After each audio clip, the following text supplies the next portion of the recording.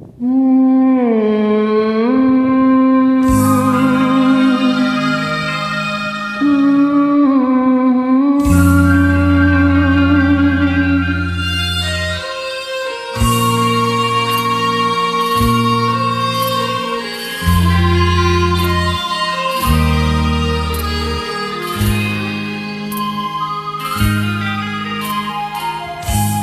ឹកភ្នែកខ្ញុំហូរពោ5000ដើមគឺចិត្តស្អិតណាខ្លាំងដង្ហើមខ្លោចសាងអូនខ្មែរពីងសត្វប្រត់ប្រែចំការរួងចោលរិះសាបំពេញទឹកដី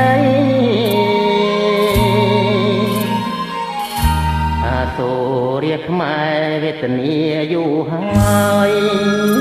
មិនចង់ឃើញឡើយពេលគេមើលរឿងងាយខ្មែរសនតែភាពកុំចង់បំភ្លៃរឿងអ្វីហេតុអ្វីក៏ជាងជន់ម្លេះអូភូមិរងចាំបណ្ដាំឪពុកថ្ងៃនេះទៅមុខទុកលែងប្រហែលដងស្រាយជូនកូនឲ្យកូនទៅផ្ទះពុកឈឺចិត្តណាស់ឃើញគេធ្វើបាបពូជខ្មែរថ្លៃធ្នូអង្គរថ្លៃថ្លាជាមខ្មែរខែមរាមិនដែលថោកទៀតមើលដងស្រាយតាមច្បាប់ដែលមានចាញ់ស្រាប់ខ្មែរសន្តិភាពការពារទឹកដី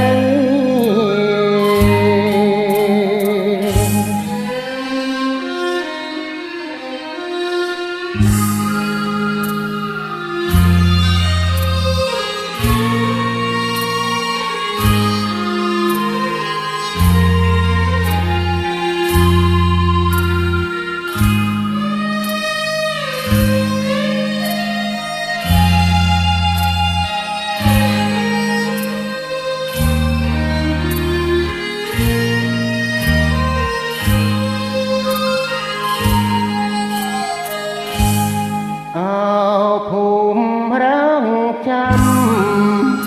បណ្ដាំឪពុកថ្ងៃនេះទៅមុខពុកលែងប្រហែលដងស្រាយ